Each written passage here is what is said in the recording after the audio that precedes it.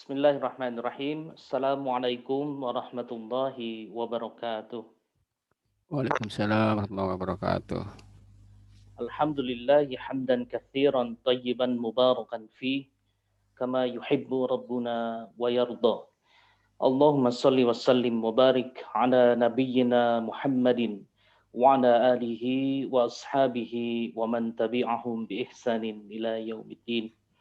Alhamdulillah, Bapak Ibu, sahabat-sahabat Majelis Taklim Masabul Hijrah, kita dikumpulkan kembali oleh Allah Subhanahu wa taala untuk melanjutkan kajian kita mengenai fikih ibadah yang alhamdulillah pada malam hari ini telah hadir bersama kita semua guru kita yang terhormat Ustadz Agung Cahyadi LCMA Hafizahullah taala. Dan kita doakan bersama semoga beliau selalu dijaga oleh Allah Subhanahu wa taala dalam perjalanan dakwahnya menyampaikan ilmu kepada kita semua insyaallah. Baik, Bapak Ibu, sahabat-sahabat sekalian, insya Allah pada kesempatan kali ini kita akan lanjutkan kajian kita, kitab fikih ibadah yang ditulis sendiri oleh beliau, yang insya Allah silakan untuk dibuka halaman 38. Kita akan lanjutkan mengenai sholat kusuf atau sholat gerhana, baik itu gerhana matahari ataupun gerhana bulan. Alhamdulillah minggu yang lalu kita laksanakan sholat kusuf tadi ya. Alhamdulillah ya. Bulan. Jadi mungkin nanti ada evaluasi sedikit bagi Bapak Ibu, nanti mungkin ada hal yang akan ditanyakan mengenai tata laksana sholat ini, silakan untuk di chat yang insya Allah nanti akan kami bacakan insya Allah dan dijawab oleh beliau insya Allah. Ustaz, kita mulai Ustaz insya Allah. Baik. Bismillahirrahmanirrahim. Assalamualaikum warahmatullahi wabarakatuh. Waalaikumsalam warahmatullahi wabarakatuh. Alhamdulillahirabbil alamin.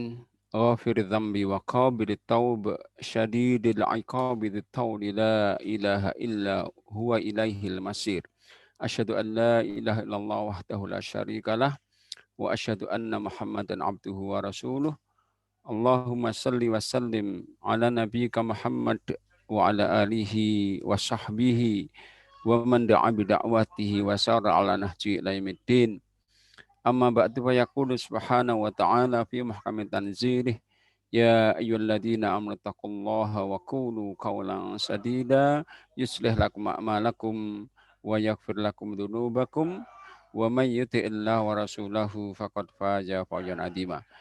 Baik, Bapak Ibu sekalian, ikhwah rahimakumullah, alhamdulillah kita bersyukur Allah yang di malam hari ini Allah telah kembali berkenan dan kemudian kepada kita sekarang untuk bisa bertemu ya dalam majelis ilmu yang tentunya harapan kita Allah berkenan untuk meridai pertemuan ini dan berkenan mencatat upaya kita ini sebagai bagian dari ibadah kita yang mudah-mudahan nantinya bisa menambah beratnya timbangan kebaikan insyaallah.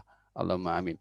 Baik, tadi sebagian dikatakan oleh Haramdani bahwa kita akan membahas malam hari ini masih dalam bab sholat sunnah ya, sholat sunnah non rawatib yang dalam kaitan ini yaitu kita akan bahas sholat khusuf atau khusuf sama. Jadi disebutkan khusuf atau khusuf ada sholat gerhana matahari atau bulan. Jadi pada masa jahiliyah dulu ketika terjadi gerhana itu diyakini bahwa itu sumber bencana, pertanda akan ada bencana. Itu terjadi pada masa jahiliyah, tapi pada masa tapi kebiasaan ini, keyakinan ini, mitos ini bahkan terjadi saat Islam sudah datang, bahkan ketika di Madinah. Nah kebetulan pada saat, bukan kebetulan, memang saat putra Nabi Ibrahim ya wafat, radhiyallahu anhu, dari Maryah Kiptiyah, Anda itu wafat, pas kemudian bertepatan dengan gerhana matahari. Maka opini di masyarakat Madinah itu berkembang, ini gara-gara wafatnya putra Nabi ini. Akhirnya Nabi kemudian sholat gerhana, dan di akhir sholat itu setelah sholat beliau pidato dan mengatakan inna syamsa wal qamara ayatani min ayatillah la yankhasifani limau di ahdin au hayati. Kata Nabi, sungguhnya matahari, bulan itu dua tanda di sekian banyak tanda-tanda kuasa Allah yang tidak terjadi gerhana padanya karena kematian seorang atau kelahirannya. Nah, kemudian mengatakan Nabi, wa idza ra'aitum minha syai'an fafza'u ila dzikrihi wa du'ai wastabir. Kalau terjadi, kalau melihatnya, maka segeralah kalian dengan rasa takut untuk segera zikir, sholat, sedekah. Nah, sehingga sesungguhnya terjadi gerhana itu tujuannya Allah itu bukan tiba-tiba ya, tapi memang ini memang sengaja Allah tetapkan untuk apa? Kata Nabi, tahwif, untuk memberi rasa takut agar bertambah takut.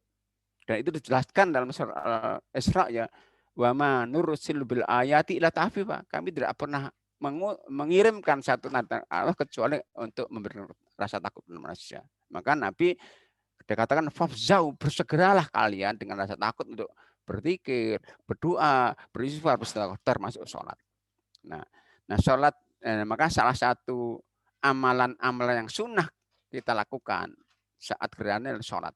Nah, sholat gerhana itu disebut sholat khusuf. Itu kalau matahari di siang hari, kalau bulan di malam hari. Itu caranya 2 rakaat. Setiap rakaatnya itu 2 baca ayat Al-Quran, 2 baca Fatihah, 2 baca ayat, 2 rukuk. Sehingga 2 rakaat itu 4 baca Fatihah, 4 baca Al-Quran, 4 rukuk, 4 sujud. Nah, kalau secara ringkas, ya, jadi ini tidak ada adzan, tidak ada iqamah ya, tidak ada adzan, tidak ada iqamah, cuman disunahkan mengucapkan imamnya as-sholatu jami'ah. Secara ringkas bahwa disunahkan pertama dengan niat itu dalam hati untuk sholat gerhana karena Allah, kemudian takbiratul ihram biasa, setelah itu baca doa istiftah, ta'awud, baca Fatihah. Baca Fatihah itu sunah berjamaah ya, tapi sendiri nggak apa-apa.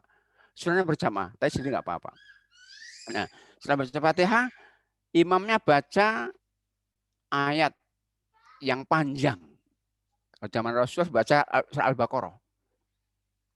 Al-Baqarah. Nah, kemudian dah baca Al-Baqarah selesai rukuk. Nah, rukuk pertama itu lama. Lamanya selama bacaan ayatnya. Al-Baqarah berarti ya 2 juz lebih. Kemudian tidak sama kita, tapi langsung baca Fatihah lagi. Baca ayat panjang, tapi lebih pendek dari ayat yang pertama. Nah, itu rukuk lagi, panjang rukuknya sepanjang baca ayat yang dibaca pada setelah i'tidal tadi. Nah, itu i'tidal kembali, baru sujud. Sujud pertama selama rukuk pertama. Kemudian biasa bangkit dari sujud, Firly itu sujudlah kedua sepanjang rukuk yang kedua. Kemudian setelah itu berdiri untuk baca Fatihah lagi, baca ayat panjang lagi, tapi tidak sepanjang pada ayat yang dibaca di rakaat pertama, rukuk kembali sepanjang bacaan ayatnya, i'tidal, langsung baca Fatihah lagi, kemudian baca ayat lagi yang panjang juga, tapi tidak lebih pendek dari ayat yang pertama, rukuk lagi sepanjang baca ayatnya, i'tidal, baru sujud sepanjang rukuk pertama, sujud kedua sepanjang itu seperti itu. Setelah itu khutbah. Khutbah ini memang mayoritas sunnah, tapi ada sebagian ulama mengatakan tidak sunnah karena dikatakan oleh yang enggak menyunahkan itu, khutbah yang dibaca Nabi itu sebagai respon Nabi atas opini yang berkembang di Madinah. Ya, tapi sekali lagi mayoritas mengatakan menyunahkan untuk khutbah. Nah, khutbahnya ada 2 pendapat, ada 2 kali, ada 1 kali. Itu perbedaan aja. Tapi yang jelas mayoritas menyunahkan untuk khutbah itu.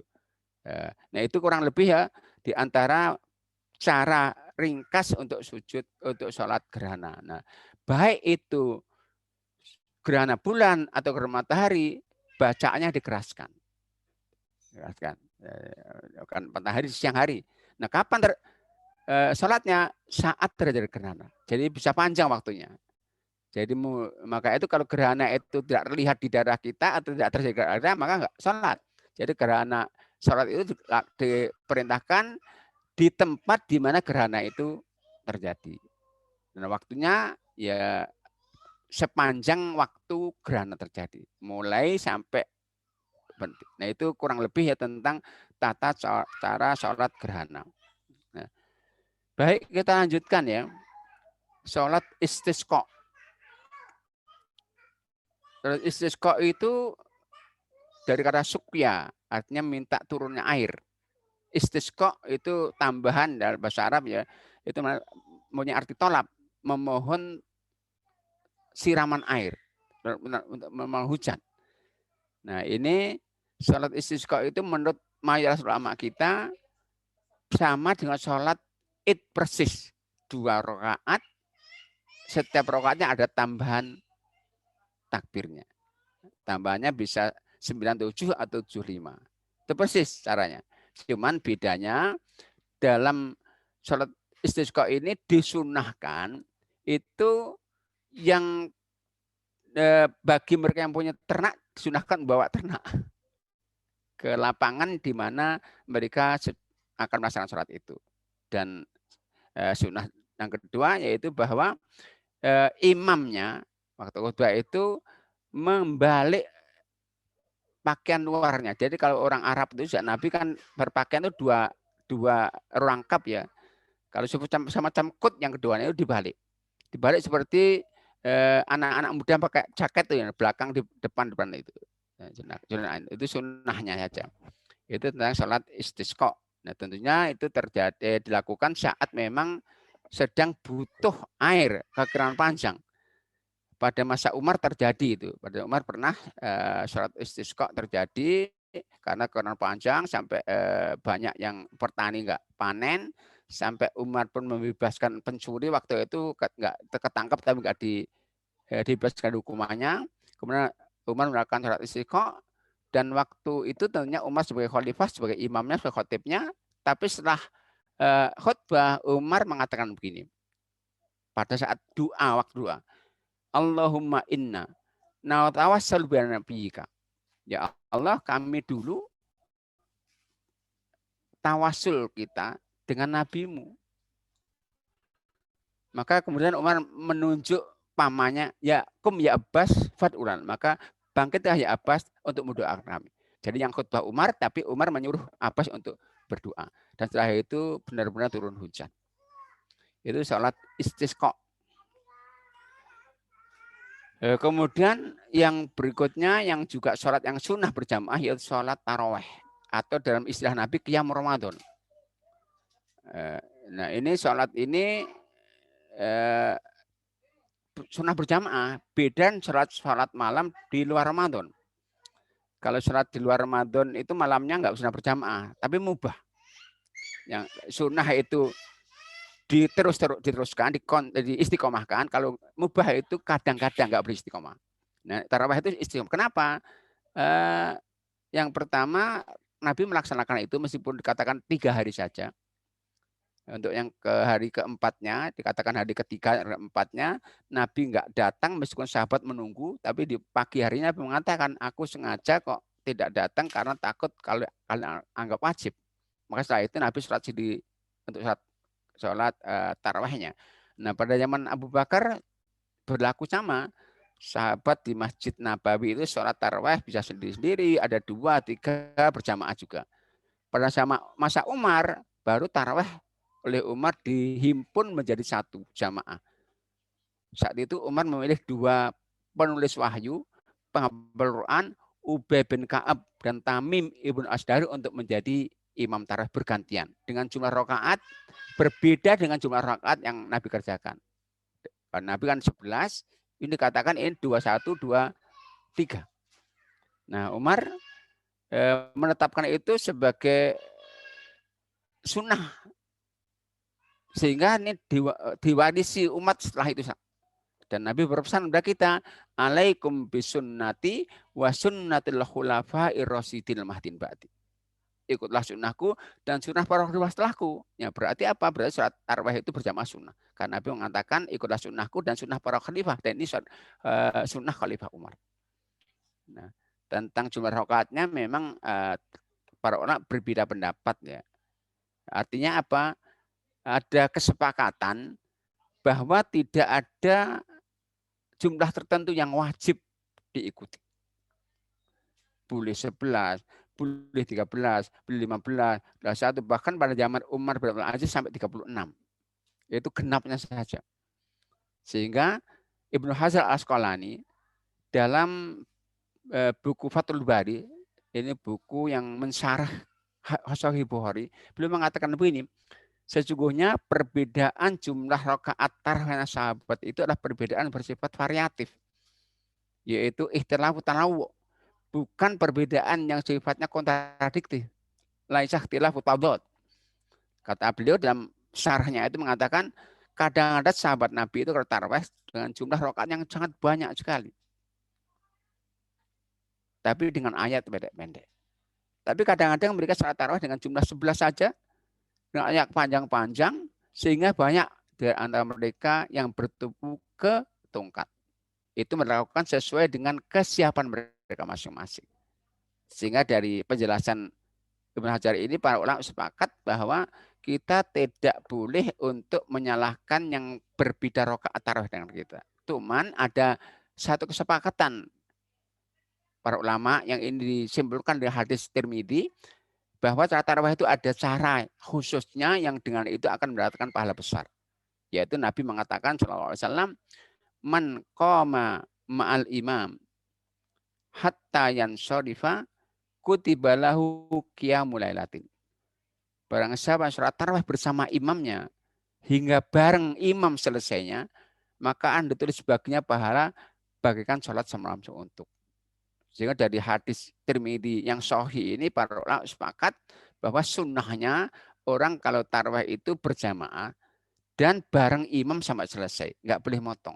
Motong boleh, cuman nggak dapat pahala besar. Sunnah sampai selesai. Sehingga ketika seorang itu sholatnya ingin 11, ya mestinya dia ikut masjid yang 11 rakaat. Sehingga motong imam. Sama ketika ingin 23, silahkan, 21 silahkan, tapi hendaknya dia memilih masjid yang di mana di situ terselenggara sholat tarawih dengan jumlah sebagaimana yang diinginkan, sehingga motong, sehingga bisa bareng imam, sehingga akan mendapatkan pahala penuh, yaitu pahala sebagaimana sholat semalam suntuk. Itu sholat tarawih. Cuman saya melihat ya ada kecenderungan ya di akhir-akhir ini beberapa masjid itu sholat tarawihnya terjadi, tapi kemudian malam tarawih lagi atau sholat malam lagi. Boleh nggak? Boleh menurut saya.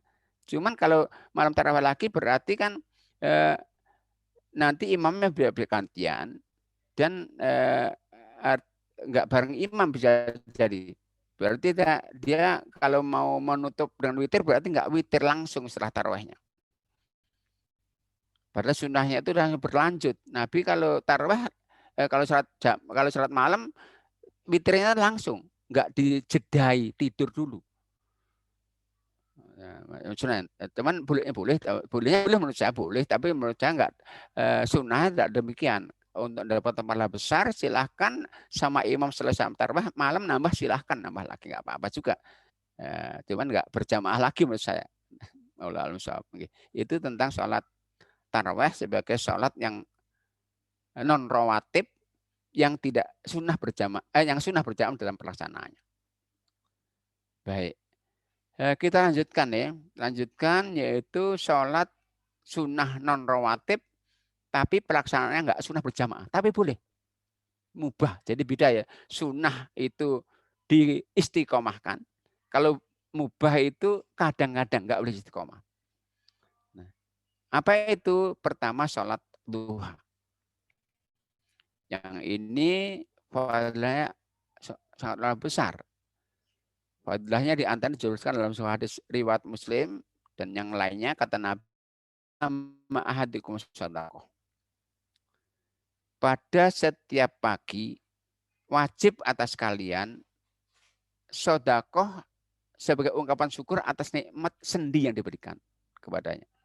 Di riwayat lain disebutkan seorang yang normal itu Allah berikan 360 sendi, ruas ini. Sehingga kalau dalam hadis disebutkan setiap pagi wajib sedekah sebagai ungkapan syukur yang atas nikmat sendi, berarti setiap pagi kita wajib sedekah 306 kali. Tapi Nabi mengatakan dalam hadisnya, At-takbiru sedekah. Baca Allahu Akbar itu sedekah. Wat tahlilu sedekah. Baca la ilallah sedekah. Wat tasbih baca subhanallah sedekah. Wa amrun bil ma'ruf sedekah. Amaran ma'ruf sedekah. Wa nahyun 'anil munkar sedekah. Dan mencegah kemungkaran sedekah. Wa imatatul adza 'anit thariq sedekah. Dan membuang duri dari jalan sedekah.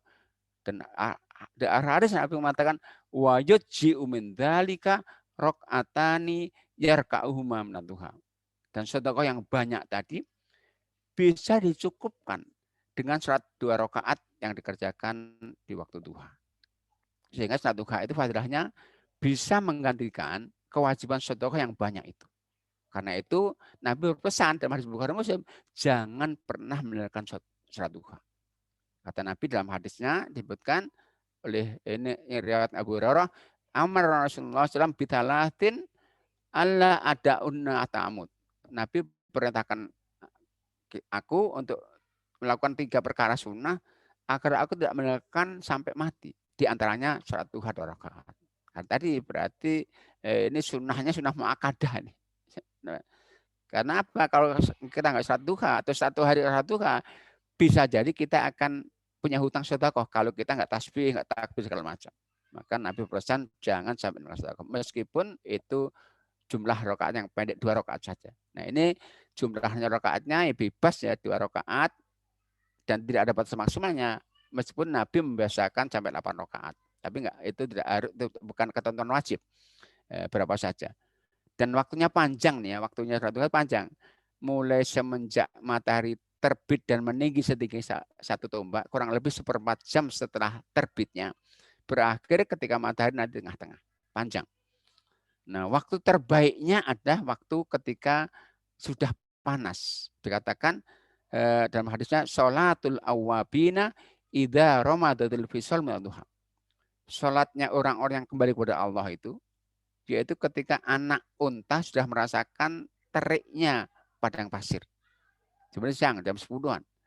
Cuman ketika kerjakan di pagi hari, bersambung dengan sholat jamaah kita di masjid, maka fadilahnya itu juga besar. Dalam hadisnya Nabi mengatakan, man qa'ada fi musallahu ba'da sholatil wadati hatta yusabbiha raka'atad duha. Kata Nabi, barang siapa yang duduk di musolanya salat wadat subuh sampai datang untuk bisa melakukan 2 rakaat duha, maka fadilahnya disebutkan dalam hadis itu akan menghapus dosa meskipun lebih banyak dari buih di lautan. Di lain disebutkan seperti haji dan umroh yang sempurna. Itu sholat duha kalau kita lakukan menyambung dengan sholat berjamaah di masjid. Bagi laki-laki, untuk ibu-ibu para ulama mengatakan boleh di rumah. Artinya karena ibu-ibu itu tidak wajib berjamaah di masjid. Bahkan sunnahnya memang di rumah, lebih baik di rumah. Maka ketika ibu sholat subuh di rumah, kemudian setelah itu nggak pernah melakukan aktivitas kecuali untuk kepentingan ibadah mahdhah, zikir, baca Quran, doa, sampai datang waktu duha, maka itu disebut sholat yang tadi berpahala bagaikan haji atau umrah atau menghapus dosa meskipun lebih banyak dari buih lautan. Itu yang para ulama menyebutkan sholat isyraq. Kata-kata sholat isyraq itu sebenarnya bukan istilah Nabi, istilah Ibnu Abbas isyraq itu. Ya, isyraq bukan syuruk ya. Kalau syuruk terbit, kalau isyraq sudah ketika bersinar agak siang. Jadi itu sholat duha yang menyambung dengan sholat subuh disebut para ulama kita yang diambil dari istilahnya Ibnu Abbas yaitu sholat isyraq, sholat duha. Ya. Dan karena ini waktunya panjang, sama sholat malam kan panjang juga ya. Mulai ba'da isya sampai subuh. Boleh dicicil. Maka misalnya seorang itu sholat malam jam 10 misalnya, setelah tidur jam 10 bangun sholat malam, kok ngantuk lagi tidur, kemudian nanti jam 12 bangun sholat lagi 2 rakaat lagi, ngantuk lagi tidur lagi, jam 3:30 sebelum subuh sholat lagi, itu boleh. Sama duha, kita sudah duha di rumah kita, kok kemudian ada waktu jam 10 untuk boleh dicicil. Itu sholat duha. Berikutnya adalah sholat tahajud atau sholat malam, sholat lail. Yang ini dikatakan Nabi sholat terbaik setelah sholat fardu. Jadi sholat malam terbaik itu sholat malam. Kalau tahajud itu istilah disimpulkan dari ayat Al-Quran ya, surat Al-Isra itu ya. Wa minan laili fatahajjat bi. Yang para mayoritas ulama mengatakan kalau tahajud itu berarti salat malam, tapi dilakukan setelah tidur. Bukan berarti nggak boleh salat malam sebelum tidur, boleh. Tapi ketika dikatakan tahajud boleh salat malam, tapi dilakukan setelah tidur. Itu menurut mayoritas ulama kita, istilahnya aja. Nah ini sekali lagi, ini karena sholat yang terbaik setelah sholat fardu, maka kita bisa temukan banyak ayat Al-Quran menjelaskan hal itu. Kemudian banyak hadis yang memerintahkan hal itu. Di antaranya itu disebutkan dalam Al-Quran, surat Furqan itu, yang ketika Allah menyebutkan sifat-sifat hamba Allah yang terpuji itu, walladzina yabituna rabbihim sujjatan wa qiyama. Dan banyak ya. Dan mereka-mereka yang malamnya dengan bersujud dan berdiri untuk Tuhan mereka. Dan sekian banyak ayat Quran yang sekalian menjelaskan tentang fadilah, bahwa dia kebiasaan para ulama-ulama dahulu yang disebut muttaqin. Dan dalam hadisnya Nabi mengatakan, alaikum biqiyamil laili fa innahu da'bus solihim qablakum wa makrabatun lakum ila rabbikum wa mukaffiratun lisayyiati wa manhatun al itsmi wa udratun lidda'i al masjasad. Kata Nabi, salatlah malam karena adalah kebiasaan orang-orang soleh sebelum kalian. Dia adalah sebagai sarana untuk mendekatkan diri kepada Allah Ta'ala dan menghapus kesalahan-kesalahan serta mencegah dari dosa. Serta dia adalah bahkan dia mencegah dan mengusir penyakit fisik. Itu di antara fadilah sholat malam yang dijelaskan Nabi dalam hadis riwayat Hakim, Ibnu Majah dan yang lainnya. Nah, karena ini sholat yang terbaik saat fardu, maka para ulama pun banyak menyebutkan, membahasnya. Di antara hal-hal yang perlu diperhatikan agar kita bisa sholat malam dengan baik, ini ada tata tertib ya. Pertama, hendaknya setiap orang itu sudah mempersiapkan diri dengan berbagai sarana yang dapat membantu dia untuk sholat malam. Misalnya sholat tidurnya jangan terlalu malam. Dan memang kalau Nabi itu kan memakruhkan kan ngobrol setelah sholat Isya itu. Kalau kita kan ada kerja malam juga, tapi Nabi tidak. Nabi memakruhkan karena khawatir nggak bisa sholat malam. Berikutnya ada berniat untuk mengerjakannya. Setiap kita mau tidur. Bahkan kalau niat kita benar, kita mau tidur, kita wudhu, doa mau tidur, niat saat malam, kok ternyata kita nggak bangun sampai subuh datang, maka Allah akan menetapkan pahala penuh sesuai niat kita itu meskipun nggak sholat malam. Ini hadisnya disebutkan hadis riwayat Nasai yang lainnya. Man ata firasyahu thumma yanwi wa huwa yanwi ayyakuma fa yusalli minal laili fa halabathu ainuhu hatta yusbiha kutiba lahu manawa wa kana sadaqatan alaihi rabbih. Barang siapa yang ketika mau tidur ya, kemudian niat untuk bangun sholat malam, nah, tapi kemudian matanya itu baru terbuka sampai subuh, baru subuh, maka Allah akan memberikan pahala sesuai yang niatnya itu. Bahkan tidurnya dianggap sedekah dari Allah SWT. Itu kalau niat kita benar. Niat benar itu artinya memang ada upaya untuk melakukan persiapan itu, ya bangun tidurnya nggak terlalu malam, kemudian wudhu sebelum tidur, doa sebelum tidur, kemudian mungkin pasang alarm. Nah, sebagai bukti kebenaran bahwa ketika alarm itu bunyi tentunya kita tidak matikan. Nah, berikutnya apabila khawatir tidak bisa bangun malam karena mungkin kondisi capek sekali, maka sunnahnya witir sebelum tidur. Tapi ini ada hadisnya menyambung ya. Jadi kalau Anda yakin bisa bangun malam, maka sholatlah di akhir malam. Tapi kalau Anda nggak yakin bisa bangun malam, karena witir harus tidur. Nah, kalau udah witir sebelum tidur, malam ternyata bangun, boleh sholat malam. Tapi tanpa ditutup dengan witir lagi, karena tidak ada witir dalam satu malam. Kemudian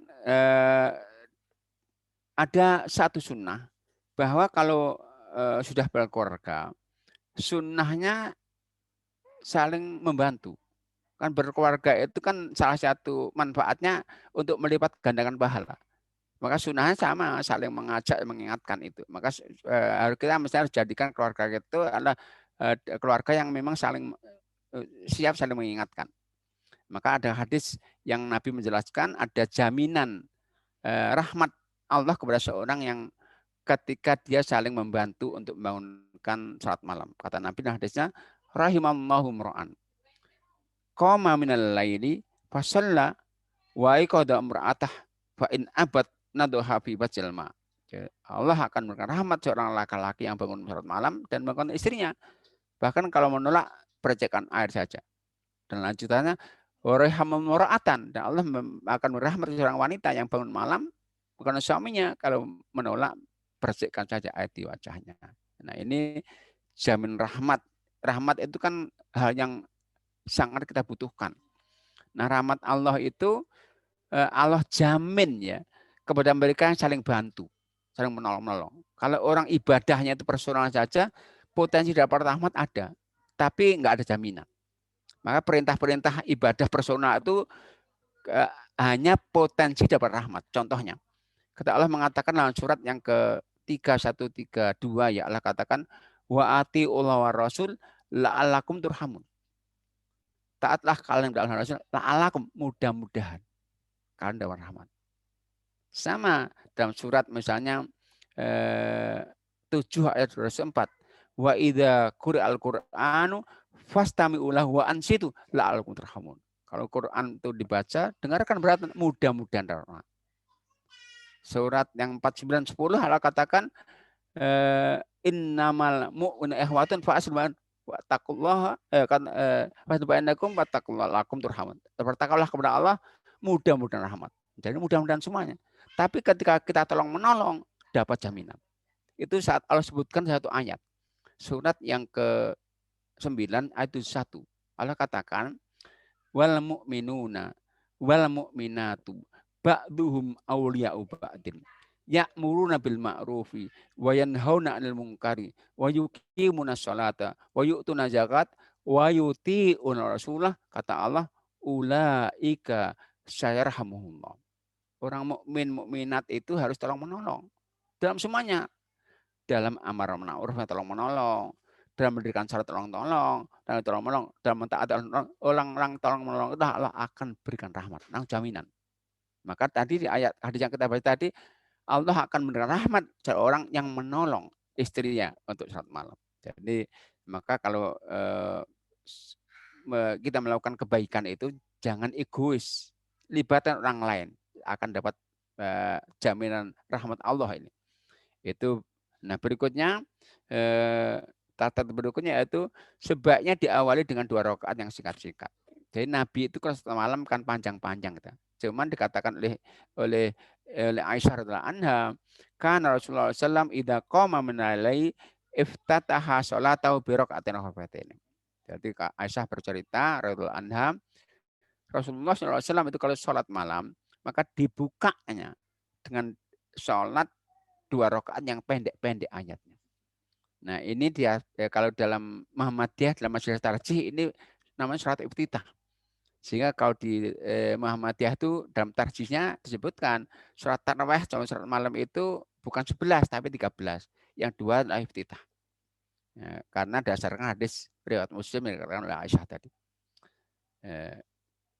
Tapi sebagian ulama memahami itu termasuk yang 11 itu. Cuman 2 rakaat pertama pendek-pendek, yang rakaat ketiga berikutnya adalah panjang-panjang. Itu perbedaan pemahaman saja. Berikutnya ada yoga mengerjakan dengan istiqomah, enggak kadang-kadang. Nabi itu paling enggak suka orang enggak istiqomah. Maka sampai pernah berpesan kepada sahabat mulianya Abdullah bin Amr, ya Abdullah la takun mithla fulanin. Kana yakumul laila. Ya Abdullah, kok jangan tipu fulan loh ya. Dulu sholat malam dia, tapi sekarang udah meninggalkan. Artinya enggak istiqomah. Jadi istiqomah itu sebuah ketentuan perintah syar'i dalam semua ibadah, bukan wajib saja, termasuk yang sunnah-sunnah. Nah, maka di sini pesan Nabi kepada Abdullah kan sholat malam. Jangan tiru fulan yang dulu sholat malam, sekarang udah nggak sholat malam lagi.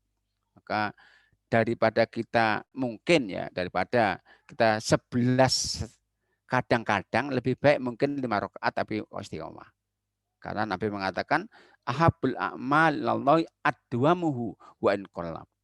Amal yang Allah cintai itu yang dikerjakan secara dawam, terus-menerus meskipun itu sedikit. Tapi tentunya kalau kita membiasakan setiap malam 11 akan lebih baik tentunya. Nah, itu untuk beberapa aturan ya. Berikutnya ada waktunya, ini pemanjang ya. Mulai ba'da isya sampai subuh. Sampai subuh. Cuman memang ada waktu terbaiknya, yaitu di sepertiga akhir malam. Untuk mengkur sepertiga akhir malam itu kita bagi ya waktu ini. Malam itu dalam Islam dimulai maghrib. Subuh itu siang, pagi. Nah, kita bagi itu, misalnya maghrib itu jam 5:30, subuh jam 4. Nah, kita bagi 3. Nah, berarti seperti ke akhir malam yang waktu terbaik yang Allah turun ke dunia itu adalah seperti ke akhir itu. Kurang lebih setengah, kalau saya itu kurang lebih setengah 2-an lah. Sampai subuh itu waktu terbaik untuk sholat malam. Meskipun sekali lagi memang kita boleh di waktu mana saja. Memang kalau terbaiknya itu. Karena Nabi mengatakan yanzilu rabbuna kullalatin ila samai dunya, bahwa Tuhan kita itu setiap akhir malam ketika tersisa seperti akhir malam turun ke langit dunia. Untuk apa? Untuk mencari siapa yang berdoa, siapa yang bersolat, siapa yang meminta. Itu setiap malam. Nah, jumlah rakaatnya sekali lagi bebas ya. Minimal 1 rakaat. Jadi salat malam itu bisa genap, bisa witir. Witir itu saat malam juga. Nah, jadi kita makan Nabi mengatakan sallu minal laili walau rakaatan. Salatlah di malam 1 rakaat. Jumlahnya sekali lagi bebas, cuman tentunya karena Nabi membiasakan 11, maka kalau kita membiasakan seperti beliau akan lebih baik. Berikutnya mengkodoknya bagian istiqomah. Jadi mereka yang sudah istiqomah salat malam, suatu saat dia nggak bisa karena sakit, maka boleh dikodok di siang hari. Dalam hadis Muslim ini Aisyah bercerita ya, bahwa Nabi itu ketika terhambat untuk melakukan salat malam karena sakit yang lainnya, maka belum mengerjakan di waktu siang hari, tapi jumlah 12. Kenapa? Kok 12? Karena salat witir ganjil itu adanya di malam hari. Maghrib malam 3, witir malam. Nah, siang nggak ada salat ganjil. Maka Nabi ketika mengkodok salat malamnya saat di Al-Ansari di siang hari dengan jumlah 12 rakaat. Karena beliau biasanya 11. Kalau kita biasa 7 ya kodoknya ya 8. Nah, itu sholat malam. Berikutnya yaitu sholat istikharah. Istikharah itu dari akar kata khair, artinya baik. Istikharah minta petunjuk kebaikan. Karena minta petunjuk kebaikan, maka ini disunahkan untuk kerjakan saat kita masih gamang, masih ragu, masih belum yakin itu baik atau tidak. Kalau udah yakin baik nggak perlu ya. Misalnya kita mau puasa sunnah nggak perlu karena udah jelas baiknya. Contohnya yaitu kita misalnya mau pergi, ini kira-kira masih ragu-ragu, lebih baik pergi atau mau beli sesuatu, sholat istikharah. Maka ini sholat dalam segala perkara dikatakan karena Rasulullah SAW yu'allimunal istikharata fil umuri kuliah. Nabi itu mengajarkan kepada kita untuk istikharah pada setiap urusan. Yang baik tentunya. Yang baik yang kita masih belum yakin benar lebih baik itu atau tidak. Saya contohkan tadi, mau pergi, mau beli sesuatu, tapi kalau sudah baik nggak perlu. Nah, cuman kalau di kita kan sering dianggap istikharah itu sholat mencari jodoh. Tidak, itu seantaranya tentunya. Waktunya kapan? Waktunya itu bebas. Bisa siang, bisa malam, selain waktu yang terlarang. Bukan ba'da subuh, bukan ba'da asar, bukan ba'da siang. Dan karena soalnya doa, maka kalau kita belum srek, maka boleh diulang. Nah, jadi untuk hasilnya itu harus mimpi ya.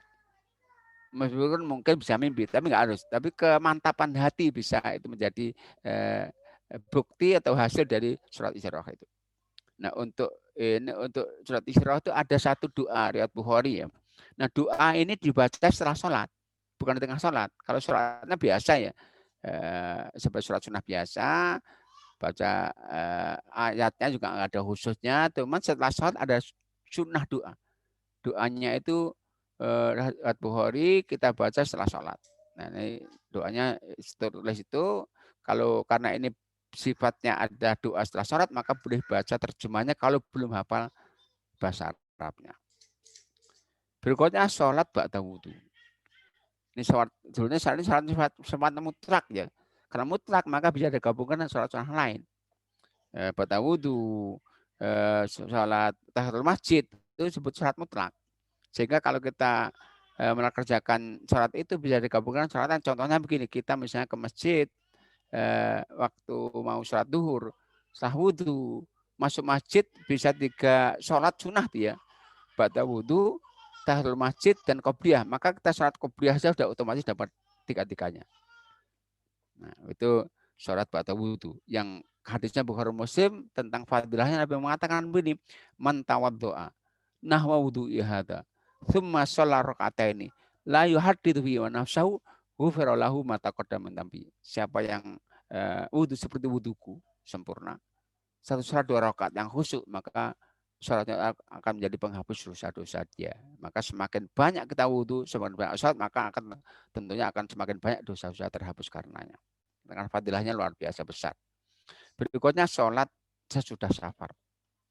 Nah, Nabi itu katakan kalau pulang dari safarnya enggak langsung ke rumah, tapi mampir ke masjid karena memang masjidnya samping rumah. Sholat 2 rakaat juga. Karena Rasulullah SAW idza qadima min safarin bada bil masjidi faraka fihi raka'ataini. Adalah Nabi SAW setiap kembali dari safarnya maka dia memulai masuk masjid dulu dan sholat 2 rakaat di masjid itu. Nah, berikutnya juga sholat mutlak juga sholat hajat. Hajat itu ketika kita, jadi sholatnya mutlak ini. Sholat mutlak itu kan hadisnya Tirmidzi yang disahkan para ulama hadis ya. Jadi kalau kita punya hajat kepada Allah, kepada manusia, maka butuh sholat 2 rakaat. Yang terakhir, nah sholat taubat. Nah, taubat itu sebenarnya sholat sifatnya spontanitas. Artinya tidak direncanakan. Karena kita nggak boleh merencanakan dosa. Maka hadisnya begini, ma min rajulin yadnabu dzanban tsumma yaqumu. Tidak ada seorang laki-laki yang berdosa, melakukan dosa, baru kemudian bangkit untuk wudhu, untuk sholat. Sehingga spontanitas. Dan ini penafsiran dari hadis yang lain, riwayat Tirmidzi. Nabi mengatakan begini, kata Nabi, ittaqillaha haitsu ma kunta wa atbi'is sayyi'atal hasanata tamhuha.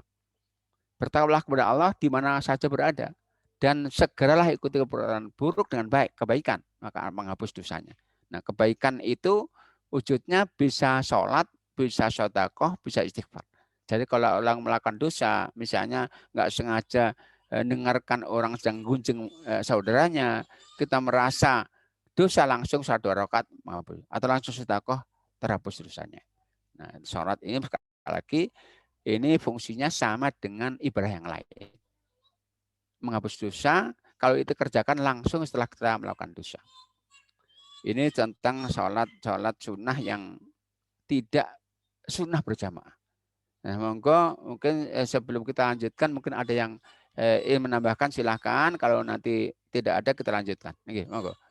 Monggo Arhonton. Ada pertanyaan Ustaz beberapa. Oke, monggo. Mungkin saya bacakan, mohon maaf. Baik, pertanyaan yang pertama. Afwan Ustadz izin bertanya, apakah dalam sholat istisqa ada doa khusus untuk minta hujan? Ya.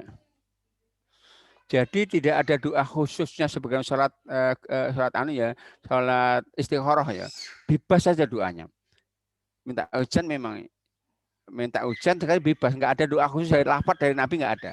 Sebenarnya lafaz doa istikharah nggak ada. Bebas saja.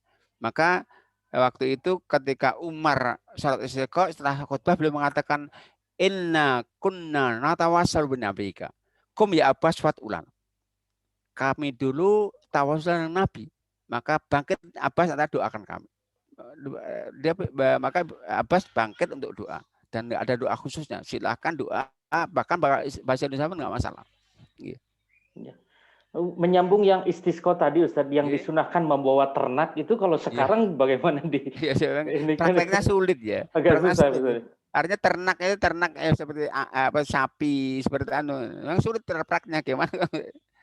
Kalau dulu Nabi menyuruh, karena yang butuh minum itu bukan kita saja, termasuk mereka yang ternaknya ya. Iya. Baik. Jadi kalau misalkan ada yang mempraktekkan itu posisi ternaknya di belakang jamaah atau? Iya tentu di belakang jamaah, di tali di belakang jamaah, nggak ikut di area sholat tentunya ya. Ya baik. Pertanyaan lanjutan dari beliau ini bergeser ke sholat tarawih, Ustaz. Apakah di sholat tarawih itu yang seperti tadi dijelaskan diberlakukan sholat iftitah yang 2 rakaat itu tadi, Ustaz? Jadi sekali lagi untuk sholat iftitah itu ada 2 penafsiran. Hadisnya sahih jelas. Penafsirannya apa? Kalau tarjih Muhammadiyah itu beda dengan tarawihnya, menyendiri dia. Sehingga kalau di Muhammadiyah itu kalau ikut tarjih dia menjadi 13 rakaat. 2-nya sholat iftitah, yang 11-nya sholat malamnya. Tapi mayoritas tidak. Nah, ulama kita termasuk di kalangan NU tidak. Jadi iftitah itu adalah pembuka sholat malam itu. Karena Nabi kalau sholat malam itu panjang-panjang. Untuk rakaat pertama 2 rakaat pendek-pendek. Silahkan ikut. Ini perbedaan penafsiran, tapi memang semuanya potensi benar. Karena memang hadisnya itu hadis yang sangat potensi ditafsirkan dengan penafsiran berbeda-beda. Ya, baik, Ustaz. Ada pertanyaan selanjutnya, Ustaz. Assalamualaikum, Ustaz. Waalaikumsalam. Afwan izin bertanya, ketika kita sewaktu sholat tarawih berjamaah, tiba-tiba kan di tengah ingin buang air, Ustaz. Nah, tentunya kita akan buang air ke belakang daripada ditahan begitu, Ustaz ya. Nah, statusnya kan berarti meninggalkan sholat ini, Ustaz. Tapi ada uzur. Nah, apakah ini masih dapat nggak fadilah sholat bersama imam sampai witir dan mendapat fadilah sholat malam suntuk begitu, Ustaz? Ya, baik. Jadi ketika ada udzur syar'i sehingga kita tidak bisa lakukan ibadah sesuai yang biasanya itu pahalanya penuh. Hadisnya Bukhari begini. Saya contohkan 2 udzur syar'i ini. Kata Nabi hadis Bukhari ini, "Idza maridul abdu aw safara kutiba lahu mithlu ma kana ya'malu sahihan muqiman." Seorang itu ada udzur syar'i, contohnya sakit, safar, sehingga dia nggak bisa melaksanakan ibadah sesuai aturan biasanya, maka akan pahala penuh. Sama tadi ketika dia di tengah-tengah kemudian buang air atau wudhu, kemudian bergabung lagi, insya Allah dapat pahala penuh. Karena dia tidak meninggalkan dengan maunya, karena ada syar'i itu. Insya Allah pahalanya penuh. Ya, baik, Ustaz. Semoga menjawab pertanyaan dari teman-teman. Pertanyaan selanjutnya, Ustaz. Assalamualaikum, Ustaz Agung. Waalaikumsalam. Begitu tulisannya. Di dalam hadis ada yang beberapa rakaat sholat tarawih. Maksudnya mungkin begini, Ustaz. Dalam keterangan yang di hadis Nabi itu sholat tarawih itu dilaksanakan berapa rakaat saja, Ustaz? Gitu. Apakah semuanya sahih? Gitu. Jadi semuanya sahih. Pada zaman Nabi hanya 11 rakaat saja. 11 rakaat saja. Nabi nggak pernah lebih dari itu, jelaskan. Zaman Umar itu 21, 23. Ini lewat musannaf, di musannafnya itu 23 dan disahkan para ulama kita. Zaman Umar bin Aziz itu sampai 30. Maka Ibnu Hajar Al-Asqalani, itu ketika mensyarah hadis Bukhari dalam buku Fathul Bari mengatakan begini, inna ikhtilafa. Jadi sebenarnya perbedaan rakaat tarawihnya sahabat itu perbedaan sifatnya ada tanawu, variatif sifatnya. Bukan tadad, bukan perbedaan yang sifatnya kontradiktif. Berarti mengatakan kadang-kadang sahabat sholatnya 11 rakaat saja, itu panjang-panjang. Sampai banyak bertumbuh ke tungkat. Kadang-kadang mereka sholat tarawih dengan jumlah banyak rakaatnya dengan ayat pendek-pendek. Itu mereka pilih sesuai kesiapan masing-masing. Semuanya sahih. Maka nggak ada yang mengatakan yang 23 bid'ah. Itu semuanya bebas saja.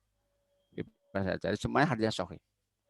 Yang terpenting tadi Ustaz ya, jangan memotong rakaat di tengah. Benar. Itu sunnahnya begitu. Iya, baik. Terus kita selesaikan bersama imam sholat imamnya sampai witir. Baik, ini pertanyaan lagi dari beliau ini. Ustadz, apakah ada sholat lain-lainnya yang Nabi kerjakan sallallahu alaihi wasallam setelah sholat tarawih, misal setelah sholat tarawih dilaksanakan sudah witir, kemudian nantinya tahajud lagi Ustaz gitu. Jadi ke Aisyah dalam hadis Bukhari mengatakan Nabi nggak pernah sholat malam kecuali 11 itu saja. Berarti nggak ada sholat akhir Nabi. Tapi sekali lagi, bolehkah lebih itu boleh. Cuman Nabi dikatakan Aisyah bahwa Nabi nggak pernah sholat malam lebih dari 11 rakaat. Berarti nggak ada sholat yang lain. Maka kalau kita mau sholat apa namanya taubat ya udah sholat malam udah mewakili itu. Sholat tahajud sudah terwakili semuanya. Tapi kalau sholat malamnya nggak ada jumlah rakaat ketentuan wajibnya berapa rakaat. Nabi 11, sahabat beda-beda. Ada 21, ada 23, itu zaman sahabat dah. Zaman Umar. Umar itu sunnah Umar itu di Nabi pesan ikut sunnah Umar. Ikut sunnah khalifah. Berarti apa? Boleh berarti. Sekali lagi saat malamnya nggak ada batas maksimalnya. Cuman Nabi membiarkan 11. Cuman pembiasaan Nabi itu bukan tonton wajib harus 11. Cuman begini, Nabi kalau 11 begini, hadisnya Bukhari, saya mengatakan Nabi nggak pernah salat malam, baik di malam Ramadan atau Ramadan lebih 11. Tapi hadis itu masih koma ya. Hadisnya begini, walakinnahu yutiluha wa yusunnuha. Tapi Nabi kata Aisyah hadisnya itu sangat panjang, sangat bagus. Panjangnya itu diterangkan oleh Ibnu Abbas ketika ikut. Ibnu Abbas sudah ikut.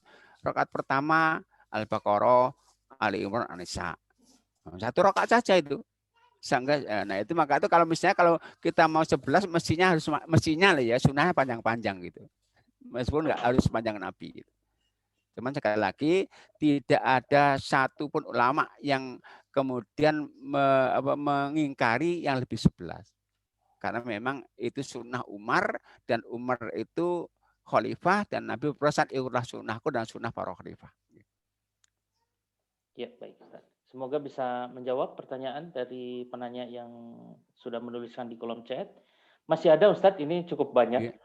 Mungkin banyak yang ditanyakan juga kalau fikih begini Ustaz ya. Mohon bersabar.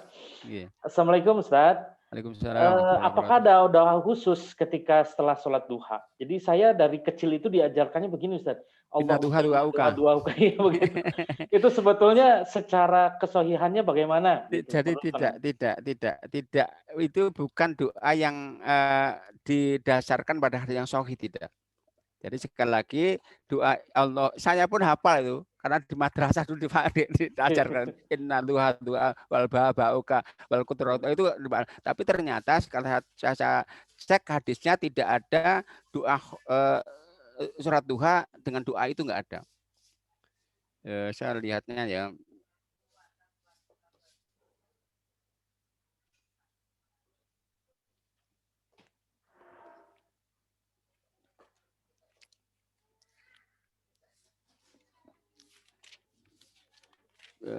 Duha.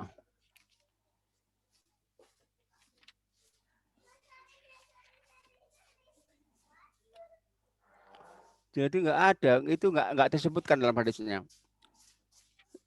Nggak ada disebutkan dalam duha tentang doa tersebut, nggak ada. Insya Allah tuh hadisnya nggak sahih kalau doa itu loh, kalau itu.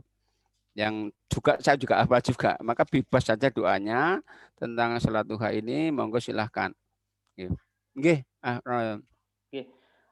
Kalau saya sendiri mungkin mencatat di ini Ustaz, setelah sholat duha itu ada yang dari hadis Bukhari.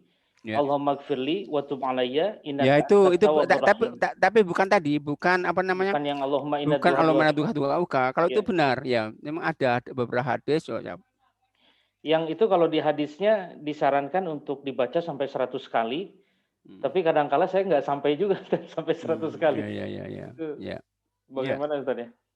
Ya nggak apa-apa. Jadi sekali lagi doa itu nggak mengikat ya sifatnya ya. Cuma memang ada doa itu Allahumma itu ada memang doanya itu. Tapi bukan doa. Sekali lagi itu doa yang sifatnya nggak mengikat.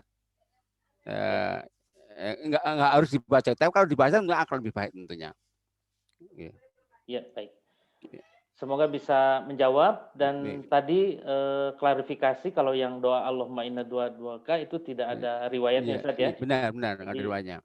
Jadi lebih baik kita mencari lafaz yang lebih sahih. Ya. Baik, kemudian pertanyaan selanjutnya Ustaz. Ya. Ini afwan Ustaz, sholat sunnah apakah bisa dikerjakan sambil berkendara Ustaz? Misalkan sedang safar, sholat duha, pas kebetulan. Baik, jadi Nabi itu kalau sholatnya sholat sunnah, Nabi di atas kendaraan nggak turun. Dengan menghadap sesuai menghadap kendaraannya. Kalau sholat wajib Nabi turun. Jadi sekali lagi kita sholat duha, sholat sunnah apa saja boleh kerjakan dengan berkendara, bahkan kita menghadap sesuai menghadap kendaraan kita. Sholat sunnah lah ya. Tapi sholat Nabi nggak pernah sholat wajib kecuali turun. Tapi Nabi kendaraannya kan bangel ya. Beda dengan kalau kita pesawat kan sulit turunnya. Tapi sekali lagi Nabi itu kalau sholat sunnah dan kendaraannya tetap di atas kendaraannya itu nggak turun dan menghadap sesuai menghadap kendaraannya. Ya, baik. Kemudian ini tadi mungkin mengulang, sudah sedikit dijelaskan oleh Ustadz Agung. Pertanyaan adalah, Assalamualaikum warahmatullahi wabarakatuh Ustadz. Mohon izin bertanya, apakah sholat isyraq hanya bisa dilakukan oleh orang yang sholat subuh berjamaah di masjid? Lalu bagaimana kami dengan wanita yang sholat di rumah? Dan apakah jika sudah melakukan sholat isyraq ini, berarti kita sudah otomatis melakukan sholat duha? Ustaz? Baik, jadi sekali lagi sholat isyraq itu istilah sholat duha dari Ibnu Abbas. Sehingga sholat isyraq itu sholat duha. Cuman dia kaitannya dengan duha yang menyambung dengan sholat berjamaah di masjid bagi laki-laki. Jadi kalau kita sholat isyraq berarti otomatis sholat hadisnya begini, saya bacakan hadisnya. Kata Nabi, man qa'ada fi musallahu ba'da sholat duha hatta yusabbih raq'at duha. Hatta yusabbih raq'at duha. Siapa yang duduk di musola sholat subuh sampai datang bisa sholat 2 rakaat duha. Duha ini teman Ibnu Abbas mengistilahkan isyraq. Nah itu bagi laki-laki harus di masjid. Tapi bagi wanita, karena wanita itu tidak sunnah di masjid jamaahnya, di rumah juga boleh. Itu para ulama mengatakan begitu. Termasuk Utsaimin dalam bukunya mengatakan untuk wanita sholat ini bisa dilakukan di rumah. Tapi syaratnya apa? Menyambung sholat subuhnya, nggak ada jeda pekerjaan-pekerjaan duniawi. Sholat subuh, dia kemudian zikir, doa, baca Quran, setelah itu datang duha, sholat duha. Itu sholat isyraq. Dan kalau itu kita kerjakan berarti kita sholat duha, tapi boleh ditambah lagi.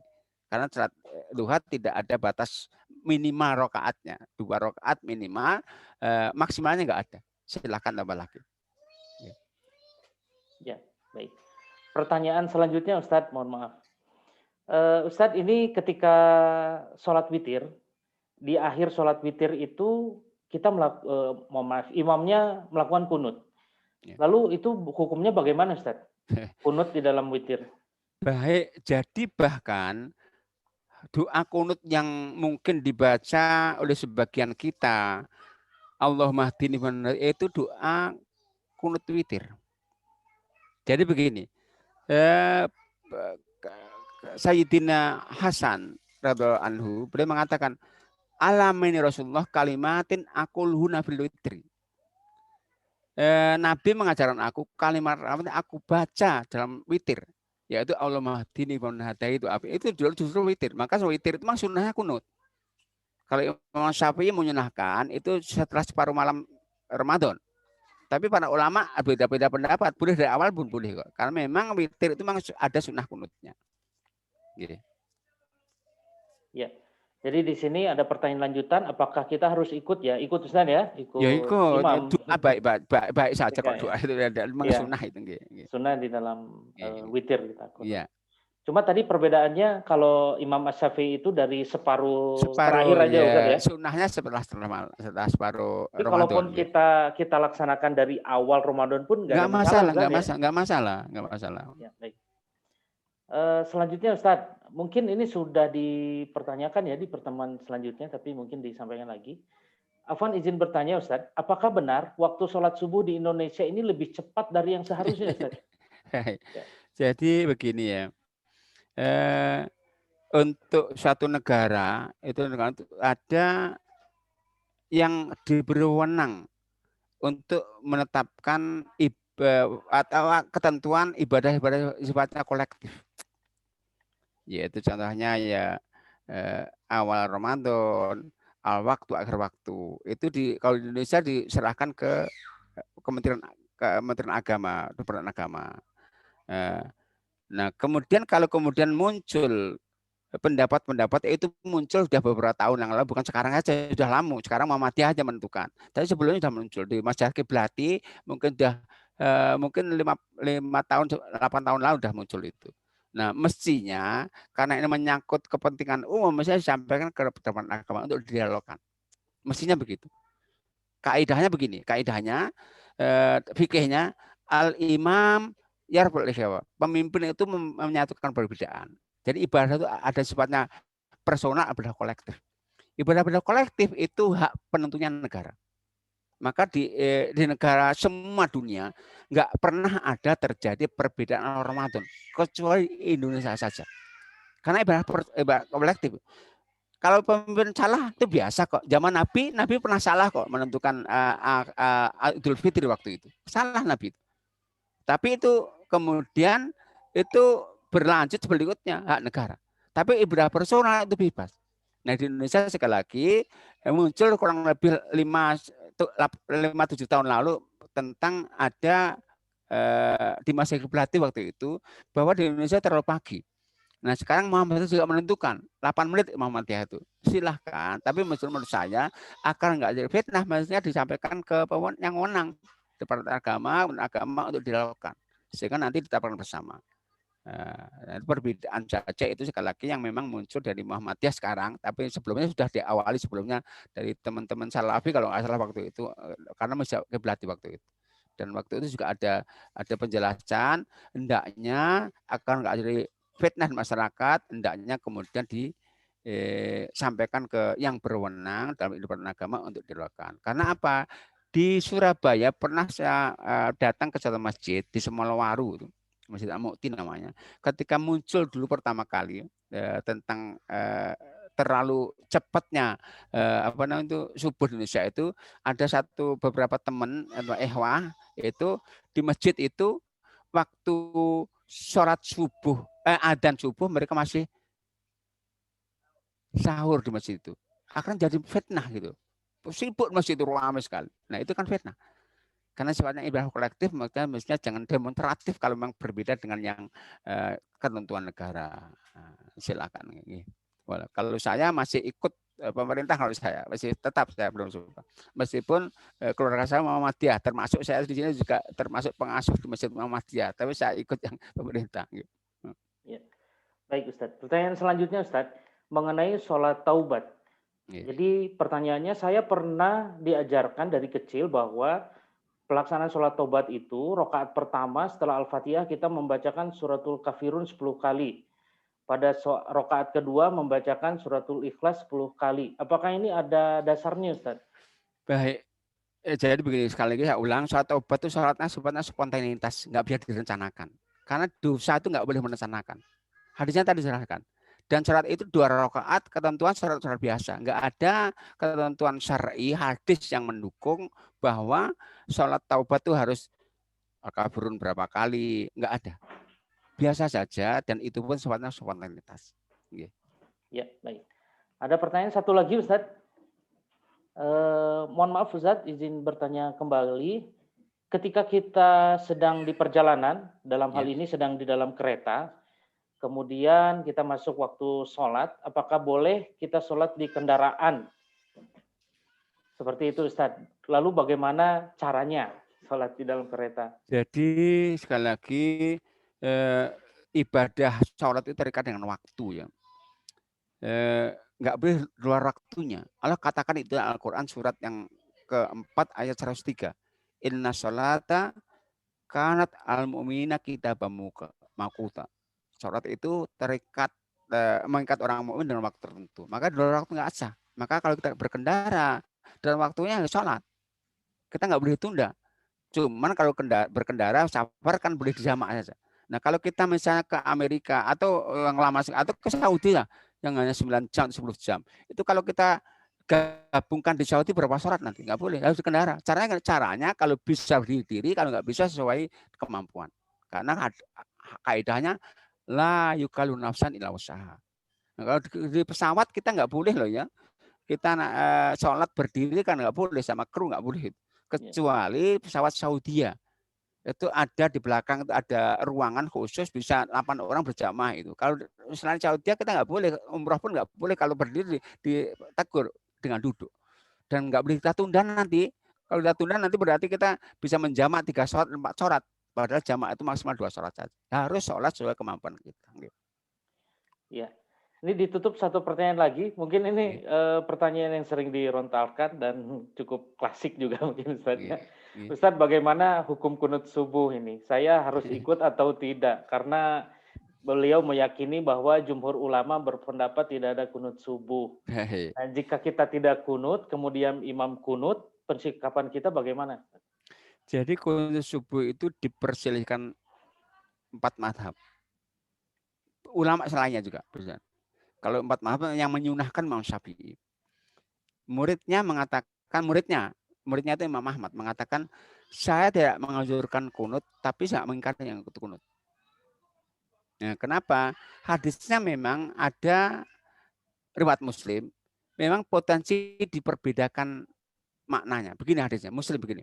Anas bin Malik radhiyallahu anhu, beliau mengatakan hadis Muslim, qanata Rasulullah sallallahu alaihi wasallam syahrun yat'u ala ahya'il minal arabi tsumma tarakahu. Hadisnya Muslim. Jadi kalau diartikan Nabi kunut 1 bulan mendoakan buruk kepada penduduk Arab, kemudian Nabi meninggalkannya. Nah, dia sahih. Nabi kunut 1 bulan mendoakan buruk kepada penduduk Arab, kemudian meninggalkan. Nah, peristiwanya itu bahwa Nabi pernah mengutus utusan untuk perang. Kemudian utusan Nabi dibunuh semua di satu kampung. Nabi marah. Kemudian kunut mendoakan buruk. Nah, kata-kata tarokah meninggalkan itu para ulama berbeda. Kalau Imam Syafi'i yang ditinggalkan doa buruknya, bukan kunutnya. Jadi Nabi kunut 1 bulan penuh mendoakan buruk kepada penduduk Arab, kemudian meninggalkan. Kenapa? Karena dalam kaidah bahasa Arab, dhamir tarokahunya itu kembali kepada terdekat. Nabi kunut 1 bulan mendoakan buruk. Yang doakan buruk yang bukan kunut. Itu Imam Syafi'i. Tapi Imam Ahmad tidak, yang ditinggalkan kunutnya. Maka adanya kunut nazilah. Yaitu doa buruknya dilakukan, kunut dilakukan ketika ada musibah saja. Nah, ini perbedaan ulama kita, dan perbedaan itu kita tidak boleh saling mengingkari. Maka ada satu buku, mungkin kalau bisa ada Zadul Ma'ad, Ibnu Qayyim itu. Ada 5 jilid itu. Dalam satu jilidnya, jilid pertama itu ada kurang lebih 8 lembar. Beliau membahas tentang kunut ini. Perbedaan antara ulama kita. Di akhir hadis, di akhir penjelasan beliau mengatakan begini, man qanata fahuwa hasanun wa man taraka hasan. Yang kunut baik, yang enggak kunut baik. Itu Ibnu Qayyim dalam buku Zadul Ma'ad. Maka menurut saya kunut itu baik-baik saja bagi yang mengatakan, dan kita nggak boleh mengingkari. Nah, kalau orang kunut boleh kita nggak kunut boleh, karena sunnah saja kok. Kalau kita ikut boleh doa baik kok itu. Jadi begini, ada hadis yang jamaah begini. Innama ju'ilal imam liyutamma bihim. Imam itu dipilih imam untuk apa? Untuk diikuti. Fa'idha kabbara fakabbiru. Kalau imam takbir, ikut takbir. Fa'idha roka'a farakuk, imam rukuk, ikut rukuk. Fa'idha sajad, fa'idha imam sujud, ikut sujud. Wa'idhan syarafa fansuk. Kalau imam salam, ikut salam. Jadi kata Nabi, imam dijadikan untuk diikuti. Kalau rukuklah, sujudlah, takbirlah, rukuklah, sujudlah, salamlah. Nah, yang disebut Nabi itu semua rukun. Takbir, rukuk, sujud, salam. Sunnah nggak disebutkan. Artinya yang sunnah, yang wajib harus ikut. Yang sunnah boleh ikut, boleh tidak. Nah, kunut itu sunnah atau sunnah kan? Maka kita boleh ikut atau tidak. Sama misalnya orang sedekap. Jadi ada sebagian ulama setelah tidak sama ulama itu ada sedekap. Ahmad itu. Sedekap gini. Termasuk Ustadz Hasan Persis sedekap gini. Tapi Imam Syafi'i tidak, sama ulama itu lepas. Nah, itu yang sunnah kan. Kita boleh ikut nggak? Boleh. Nggak ikut? Boleh. Nah, kalau harus ikut yang sunnah saja merepotkan kita. Contohnya begini, kalau kita misalnya safar, ada masjid kita gabung, apakah tanya dulu, Bapak imam nanti kalau idillah sedekap enggak? Wah, repot nanti kita. Sama kunut pun sunnah. Kalau ikut silahkan, ya ikut, nggak ikut silahkan, bebas saja itu. Karena ini sepakat ulama bukan bid'ah. Hanya sunnah bagian, nggak sunnah sebagian aja. Tapi nggak bid'ah, nggak ada yang mengatakan bid'ah kunut subuh itu. Waalaikumsalam. Yang terakhir mungkin saya Ustadz yang bertanya, mohon izin. Jadi ketika saya berkunjung ke rumah saudara, kemudian kita hendak melakukan sholat subuh, saya didorong untuk memimpin sholat subuh berjamaah. Nah, kemudian sehari-hari memang saya tidak tidak kunut. Nah, di daerah tersebut itu kalau imamnya tidak kunut, difahami mereka harus sujud sahwi, Ustaz. Nah, jadi pensikapan saya seperti apa Ustaz ya? Dan itu tidak bisa ditolak karena sudah didorong, saya sudah di depan. Nah, ketika kondisi seperti itu, apa yang sebaiknya dilakukan? Sebaiknya antum kunut. Karena nggak kunut akan jadi fitnah. Ini bukan bid'ah kok. Ya. Sama di musola kami itu klaster itu macam-macam.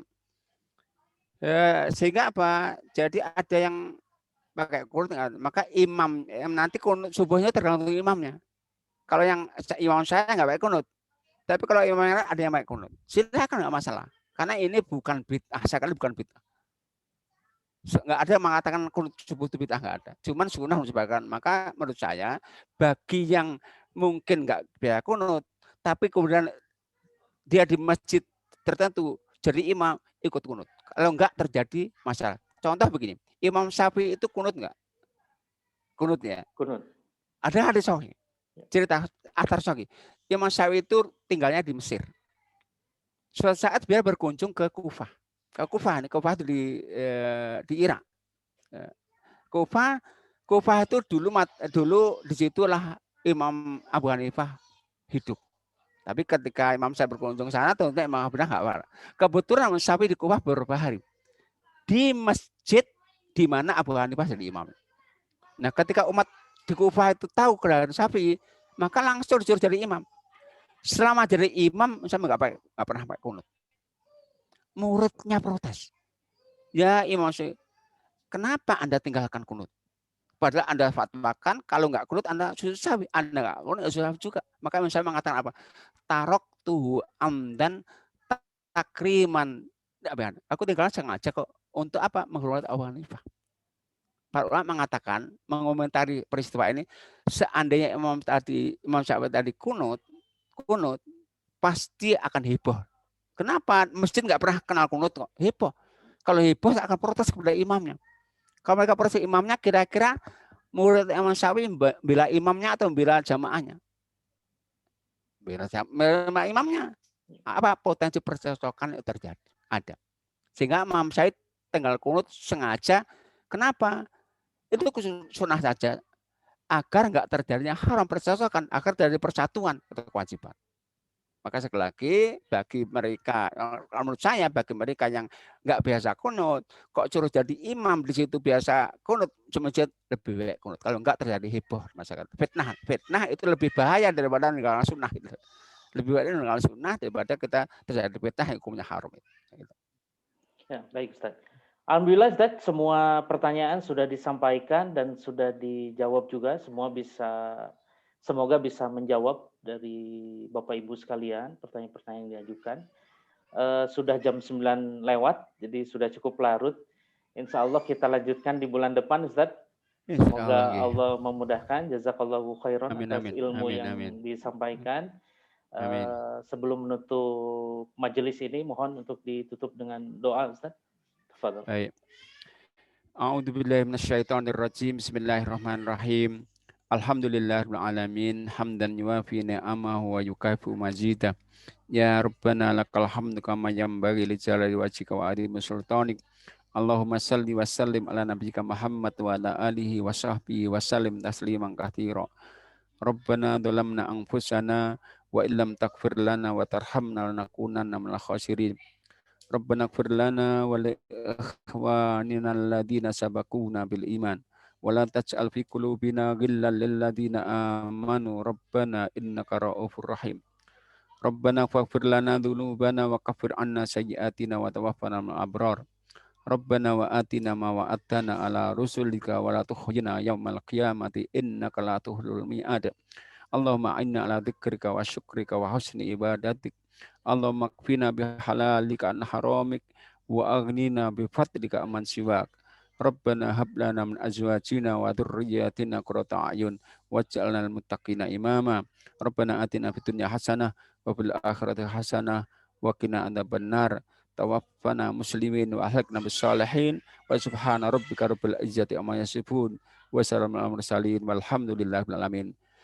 Tentunya saya mohon maaf kalau ada khilaf dan sekaligus saya mohon pamit. Billahi taufiq hidayah. Assalamualaikum warahmatullahi wabarakatuh. Waalaikumsalam warahmatullahi wabarakatuh. Baik, dengan demikian kita tutup majelis kita Bapak Ibu sekalian dengan doa kafaratul majelis. Subhanakallahumma wa bihamdika asyhadu an la ilaha illa anta astaghfiruka wa atubu ilaik. Assalamualaikum warahmatullahi wabarakatuh. Waalaikumsalam warahmatullahi wabarakatuh. Waalaikumsalam warahmatullahi wabarakatuh.